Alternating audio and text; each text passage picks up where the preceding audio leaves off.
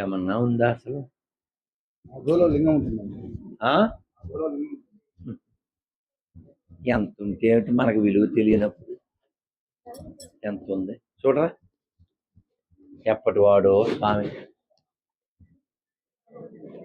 ఇది ఫాలో అవ్వాలి ప్రతి హిందూ. గుడి బాగుంటే ఊరు బాగుంటుంది.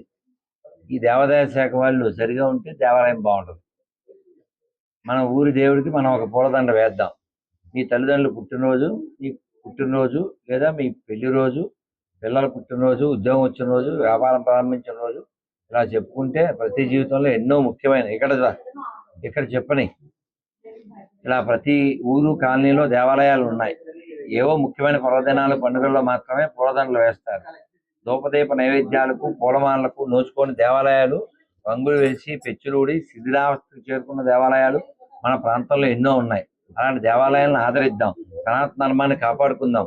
గుళ్ళో డబ్బులు పట్టుకెళ్ళి పాస్టర్లకినో ముళ్ళాలకి జీతాలుగా ఇద్దాం. గుళ్ళు ఇలా పాడు చేసి ఇలా అడుక్కుందాం. భారత్ మాతాకి. అయిపోయింది. కాదు వీళ్ళకి డబ్బులు తక్కువ ఏమన్నా ఇటు దమ్ములు తక్కువ ఉన్నాయి కానీ నేనా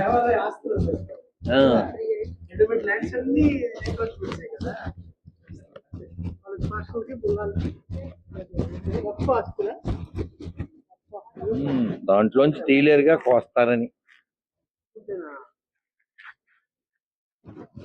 యోగి లాంటి వాడు రావాలి. రోగులు ఉన్నారు, యోగులు ఎక్కడ ఉన్నారు? ఎంత అద్భుతం.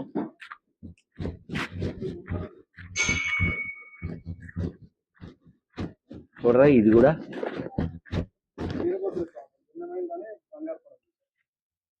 మీరు చూసారా చిన్నప్పుడు? విన్నారా? నువ్వు చూసావైతే.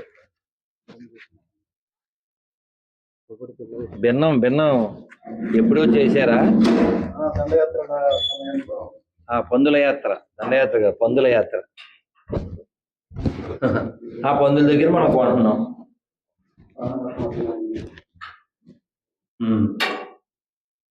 వీరభద్రుడు ఉండేది. చైన్ అయినా ప్లీజ్ అయినా కాపాడుకోవాలి. చూడండి ఎంత చిన్న గోపురం, ఎంత పెద్ద దేవుడికి. నేను అసలు చాలా ఏమిటా గోపురం చూస్తే ఎంత చిన్నగా ఉంది, ఎంత దేవుడు ఉన్నాడే అంటే.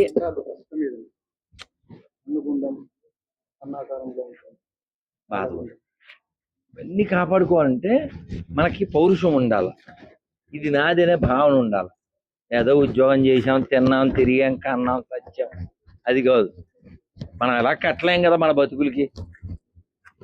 కనీసం కట్టిన దాన్నన్నా ఉంచుకోవాలి.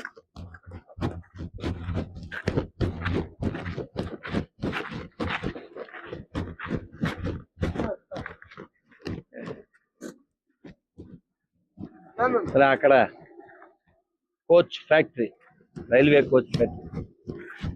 ఓ రే అలా తీనా. అగో హిడింబి ఆశ్రమం అని పిలుస్తారట. అక్కడ భీముడు హిడింబి ఉన్నప్పుడు కచ్చకాయలు ఆడుకుని రాళ్ళు పేర్చింది. లేకపోతే ఎవడు పెట్టాడు ఆ చిన్న చిన్న రాళ్ళ పైకెక్కి? నువ్వు పెట్టావా? కాదుగా. కాబట్టి మన దేశంలో ప్రతి ప్రదేశంలో రాముడితోనో, కృష్ణుడితోనో, శివుడితోనో, అమ్మవారితోనో సంబంధం కలిగి ఉంటది. ఎడారి మతాలకి మన దేశానికి ఏ సంబంధం లేదు. ఆ దరిద్రాన్ని ఎక్కించుకోవడానికి కారణం ఇంత దివ్యమైంది ఎక్కకపోవడం. అందుకని మన చరిత్ర చదవండి.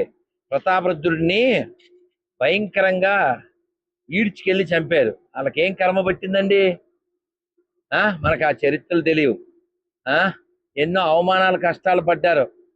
భాగవతం రాసి పోతనామాచ్యుడు. మన ఇంట్లో భాగవతమే ఉండదు. ఎవడు బాగు చేస్తాడండి? భారత్ మాతాకి.